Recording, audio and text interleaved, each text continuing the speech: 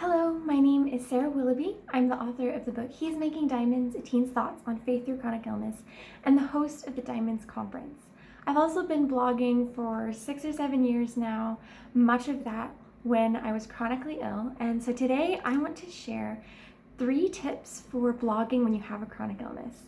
Blogging's difficult. Blogging takes a lot of time, a lot of energy, and just it's something that's constant, and you have to keep up with it and have to, to build trust with your audience. You need to be consistent and predictable, and chronic illness is anything but consistent and predictable. So today I want to share 3 tips that I have learned over years of blogging with a chronic illness.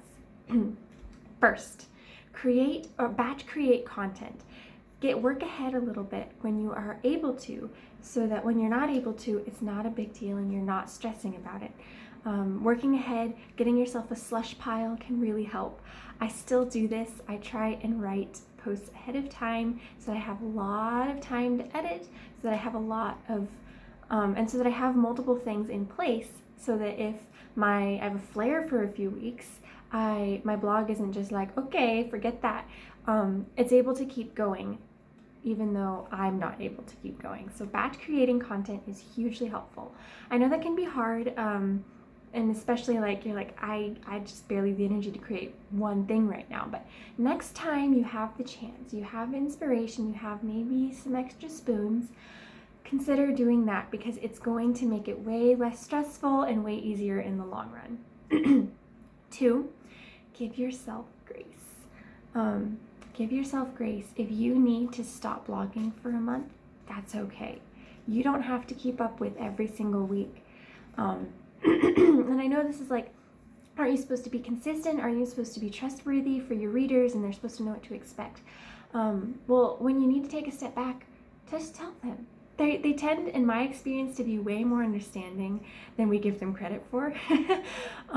So just, say, I've got some stuff going on, or my chronic illness is flaring.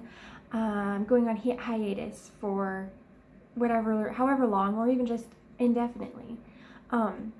And that's okay. Don't beat yourself up over that. There's nothing wrong with that. It's better to, in some sense, for you, it's better to take care of yourself, but also for them. You're allowing yourself to heal, to recover from the flare faster, and to be able to create more quality content instead of just trying to force things to happen, and force a piece together that isn't as helpful to them. So taking care of yourself is serving your readers. So give yourself grace, okay? Let's say that together. I'm giving myself grace. I need that today too. And so the third one is to ask for help. This is also hugely helpful for maintaining consistency. When I'm blogging and I run out of my slush pile, and I know and my health is flaring and I need help, I ask for it. I ask other bloggers to guest post, to write, to do something, some kind of interview or something. And when you ask for help, a lot of bloggers are willing to do that. They're honored to be asked to guest post. They're like, they're thinking that you saw value in their writing, and you want their voice you want your audience to hear their voice. And that's kind of flattering for a writer, because we get a lot of rejection. So talk to other bloggers, ask them for help, ask them to guest post, ask them to help you out, and you'll be able, don't feel bad about it. It's something that's good for them. They're getting to get their message out to people that they wouldn't usually get to. They're getting to expand their platform and to reach a new audience. But also, it works 2 ways.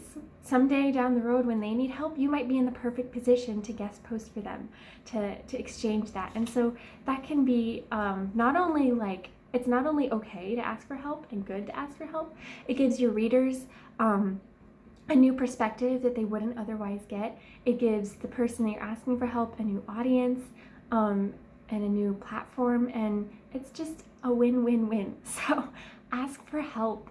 I know blogging's tricky and you're not in it alone. One thing about asking for help is it helps you network. When you humble yourself and you ask another blogger or writer for help for a guest post, you could say, I'm struggling right now. That's a connection. You're building that connection, and you're going to be able to support each other in the long term as well. That's a good thing. So those are my 3 tips. I'm sure I'll probably make a few more videos on this because blogging with a chronic illness is not easy, but it is possible. It is possible. So yeah, happy blogging, happy writing. Like this video if it helped you, share it with someone, share it with your blogging friends or your chronically ill friends, and I will see you in 2 weeks.